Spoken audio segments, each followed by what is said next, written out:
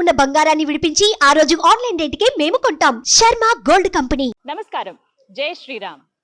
మన ఎప్పటి నుంచో కంటున్న కళ నెరవేరబోతున్న అద్భుత తరుణం త్వరలో రానుంది. అదే అయోధ్యలో రామ మందిర విగ్రహ ప్రతిష్టాపన, రామ మందిర ప్రారంభోత్సవం. ఈ ఘట్టానికి సుమన్ టీవీ తరపు నుంచి నేను హాజరవుతున్నాను. చాలా మందికి ఈ కార్యక్రమానికి వెళ్ళాలని ఉంది కదా, అలా వెళ్ళలేని వాళ్ళ కోసమే నేను అక్కడ మినిట్ టు మినిట్ అప్డేట్స్ మీకు అందించేందుకు ప్రస్తుతం ప్రయాణం అవుతున్నాను. నా జర్నీ ఇక్కడి నుంచి ఏ విధంగా ఉందో, డైరెక్ట్ ఫ్లైట్ అసలు దొరకలేదు, బెంగళూరులో హాల్ట్, ఆ తర్వాత అక్కడి నుంచి లక్నో నుంచి అయోధ్య ఇలా వెళ్ళబోతున్నాను. సో మీరు కూడా నాతో పాటు జర్నీ చేసి ఆ స్వామివారిని చూసి ధరిస్తారని భావిస్తున్నాను. వెళ్దామా మరి? జై Sriram.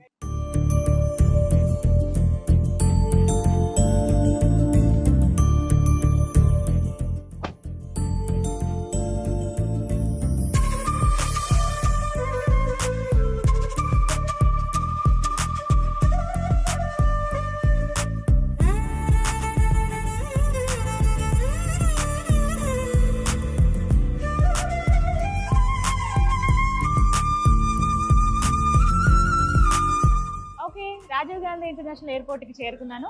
It's time to fly. చలో.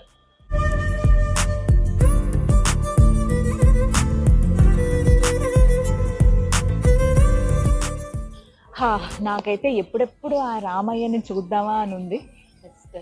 ఫ్లైట్ ఒక 1 hour డిలే ఉంది. ఆల్మోస్ట్ అన్ని ఫ్లైట్స్ అలాగే ఉన్నాయి. హెక్టిక్ అండ్ పీక్ టైం కదా ఇది. అందులో డైరెక్ట్ అయోధ్య ఫ్లైట్ అయితే దొరకలేదు. హైదరాబాద్ నుంచి బెంగళూరులో ఒక 4 గంటల పాటు అక్కడే వెయిట్ చేయాలి. మళ్ళీ మార్నింగ్ బెంగళూరు నుంచి లక్నో నుంచి అయోధ్య చేరుకుంటాం అనమాట మా టీం అంతా కూడా. సో చూద్దాం. ఓకే, ఇంకా కాల్ వచ్చేసింది, ఫ్లైట్ వచ్చేసినట్టు అనౌన్స్మెంట్ కూడా వచ్చింది. ఇంకా వెళ్దామా మరి?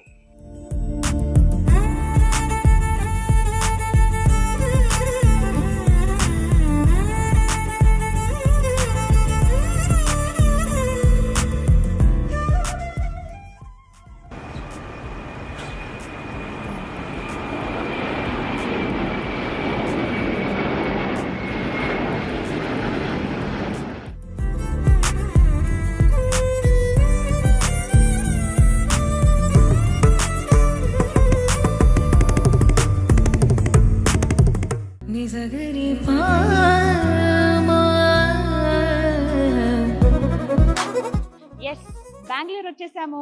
కనెక్టింగ్ ఫ్లైట్ కోసం వెయిట్ చేస్తున్నాను. మనం లక్నో కదా వెళ్ళాలి. సో కాసేపు వెయిట్ చేయాల్సి ఉంటుంది. కాసేపు కదా, ఒక 2-3 hours వెయిట్ చేయాలి. కానీ బెంగళూరు ఎయిర్పోర్ట్ ఎంత బాగుందో తెలుసా? కెంపెగౌడ ఇంటర్నేషనల్ ఎయిర్పోర్ట్ బెంగళూరు ఎంత సుందరంగా తీర్చిదిద్దారో. చాలా అద్భుతమైన నిర్మాణం ఇది. ఇక్కడ ఇంకా స్పెషాలిటీ ఏంటంటే మొత్తం అంతా కూడా బ్యాంబూ స్టిక్స్, అంటే వెదురు బొంగులతో తయారు చేశారు. ఇవన్నీ కూడా ఇంపోర్టెడ్ బ్యాంబూస్ అంట.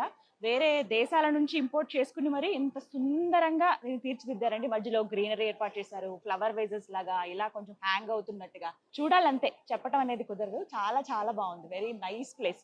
సో ఇలాంటి ప్లేస్లో ఉంటే ఇంకా హ్యాపీగా ఉంటుంది. ఇంకా రామాయణ ఎప్పుడెప్పుడు చూస్తానన్న కుతూహలం అయితే ఇంకా పెరుగుతూనే ఉంది నాకు.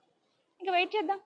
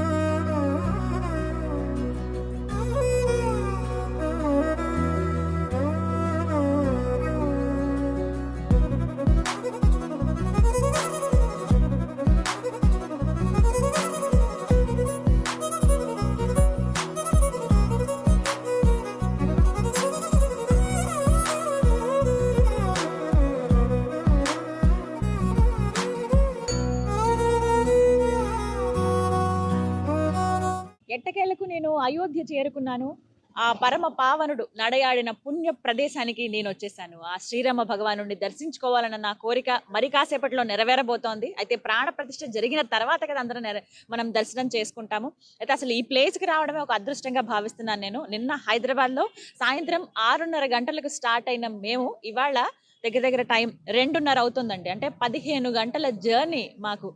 ఫ్లైట్‌లో వస్తేనే మాకు ఇంత టైం పట్టింది. ఇక బస్‌లో వస్తే అంటే రోడ్డు మార్గం ద్వారా వస్తే లేకుంటే ట్రైన్‌లో వస్తే ఇంకెంత సమయం పట్టేదో అర్థం చేసుకోవచ్చు. డబల్ అయ్యేది ఖచ్చితంగా. రోజున్నర అంటే దగ్గర దగ్గర 30, 32 గంటల వరకు ఖచ్చితంగా పట్టేది.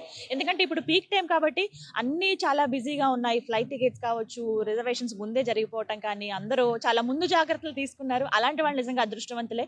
ఇప్పటికే చాలా మంది వీవీఐపీలు, సాధారణ భక్తులు, ప్రజలు కూడా వచ్చున్నారు. కానీ ముందు 2 రోజులు మాత్రం వీవీఐపీలకి దర్శనం ఉంటుంది. అంటే ప్రతిష్టాపన రోజు, అలాగే ఆ తర్వాత రోజు.